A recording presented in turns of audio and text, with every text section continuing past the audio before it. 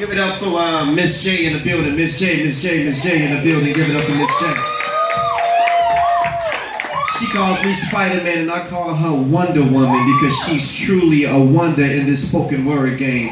But let's get on Passion real quick. Passion, we talking about the year 2000 and it was November. And she was the headliner of a show called Queens of Poetry. And I said, Passion, I said, you know, she got a phone call from another poet. I'm not going to say her name. And the other poet asked her, you mind if I just take your spot? And we kind of like switch off. Passion was like, bitch, you must be crazy.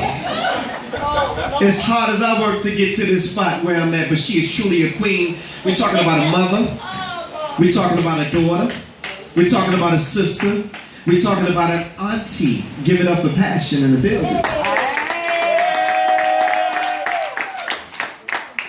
I want to dedicate this piece to you, Passion, and to all the beautiful women in the house. It's called Mahogany.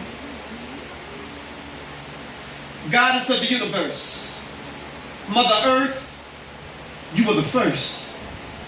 You were there from the beginning, from the cradle to the tomb, the womb that birthed me to life.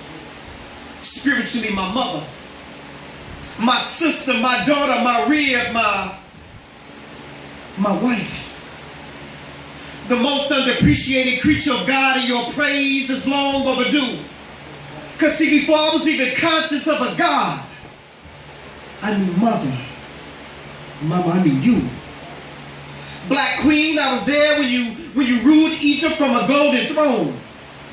You took the cradle of civilization and you made it your home. Black Queen, I was there when you stood by King Solomon's side as all of Jerusalem kneeled at his feet. He had a whole nation in the palms of his hands, but without Queen Sheba, King Solomon was incomplete. Black Queen, I was there when the angel Gabriel came to you and told you that you're going to have a son. Blessed is Mary, mother among all mothers, from your womb is where we got our Savior from. You got us through 400 years of slavery and 100 years of segregation. And you're such a blessing because when you teach a man, you teach an individual, but when you teach a woman, you teach a nation. And you're so amazing that in the 50s you organized us. In the 60s you went to jail for the cause. In the 70s y'all had white women wearing afros, and in the 80s you became head of the household because the black man had flaws. And despite it all, even in the worst situations, you were able to make it better. Now how many people remember when my dear would cook and clean and scrub floors and be a nanny, but still came home and raised 5 children by herself, but somehow managed to keep the family together? How many people remember when Big Mama was our doctor? She was our counselor. Could cook a meal without a recipe and tell you what it was missing by taking one little taste. It could discipline you with the switch from the nearest tree, and if you were ashy, y'all didn't hear me. I said if you were ashy, she would take that one thumb and a little bit of spit and wipe that dry spot right off of your face. But something has happened to my Eve. Somebody's been whispering in her ear and telling her that sex sells, so you disrobe. Physically and morally exposed and on BT and all the other video shows. Now, Black Queen, they look at you as just another hoe.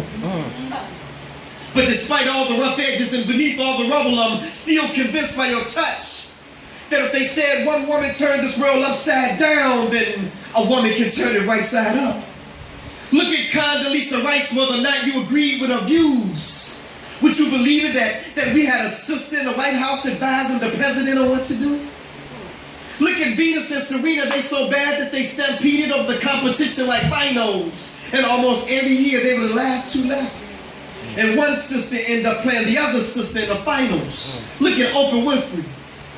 When she was on Channel 7, she had the morning slot on lock. And the other networks were so scared that they refused to put a decent program on at 9 o'clock. And look at my sister Passion. When it comes to this singing, this live performing, and this spoken word, there's nobody that can do it better. I've been there with you through the illness of your sister and even the illness of your mother. But through it all, you stood tall and managed to keep your family together. This has been the biography of the Black Queen and her biography. Passion, I love you for your spirituality. And I love you for your Afrocentricity. Because you, Passion, are mahogany. That's that piece.